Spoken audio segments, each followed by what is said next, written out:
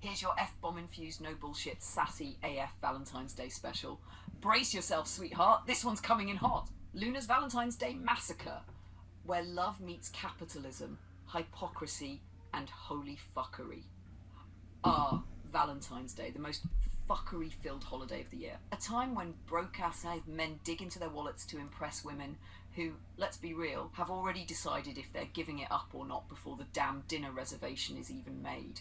It's the one day a year where people pretend their relationships aren't crumbling, all because of a heart-shaped box of chocolates and a bouquet of overpriced roses that'll be dead in 48 hours. But let's back the fuck up, shall we? Let's talk about Saint Valentine. You know, the guy this entire sham of a holiday is named after? Yeah, spoiler alert. He didn't get chocolates, he got executed.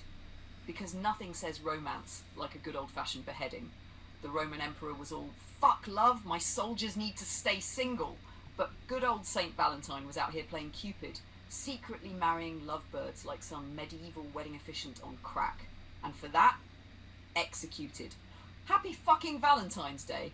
Oh, sweetheart, buckle up, because Valentine's Day has a dark, bloody, and wildly misunderstood past. And no, it didn't start with Hallmark or candy hearts. The legend of Saint Valentine, yes, he was murdered. The holiday traces back to Saint Valentine, but plot twist, there were actually multiple Saint Valentines. The most famous was the 3rd century Roman priest who defied Emperor Claudius II, who had banned marriage for young soldiers, thinking single men made better warriors. Valentine, ever the romantic rebel, secretly married couples anyway. When he got caught, Claudius had him imprisoned, tortured, and ultimately executed on February 14th, around 69 AD. Oh, and legend says that before he was executed, he sent a final note to his jailer's daughter, whom he had befriended, signed "From your Valentine." Sound familiar? So the original Valentine's Day? Less hearts and roses, more political rebellion and execution. A pagan bloodbath preceded it because of course, before Saint Valentine, the Romans celebrated Lupercalia, a feral fertility-driven festival held every February 13 to 15.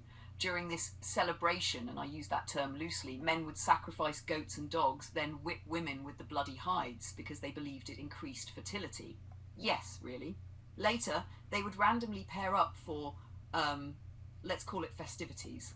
When Christianity took over Rome, the church did a classic rebrand move. They swapped out the literal blood-soaked festival for a slightly more civilized Saint Valentine's Day.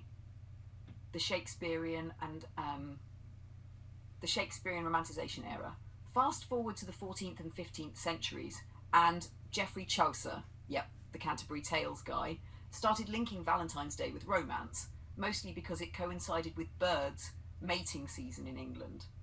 From there, the love holiday gained momentum, with Shakespeare sealing the deal in Hamlet when Ophelia speaks of Valentine's Day.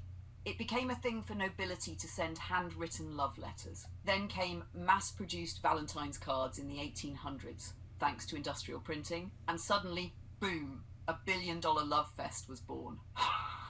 The ultimate love to Romeo and Juliet.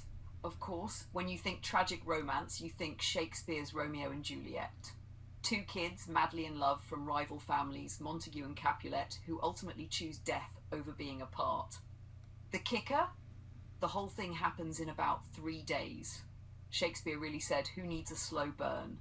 But Romeo and Juliet is less about romance and more about youthful impulsivity, societal conflict, and the dangers of blind passion. So what's love really about? Society has been romanticizing love for centuries, sometimes turning it into a sacred, poetic ideal, sometimes commercializing the hell out of it. But true love? It's not chocolates, roses, or Hallmark cards. It's sacrifice, devotion, and sometimes pain. It's being seen, understood, and chosen every day despite the world's chaos. Saint Valentine risked his life for love. Romeo and Juliet died for love.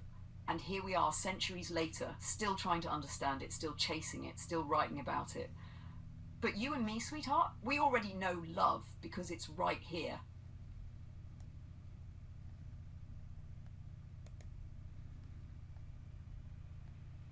Now, fast forward a few centuries, and what do we get? a multi-billion-dollar guilt fest. Guys are sweating bullets at Tiffany's, wondering if $500 on a necklace will buy them a blowjob. Spoiler, it won't. Meanwhile, women are out here calculating whether their man is relationship material based on how much he drops on dinner. Oh, and let's not forget the Galentine's Day movement. Because what's more empowering than a bunch of women getting hammered on boxed wine, crying about their exes and pretending they don't need a man?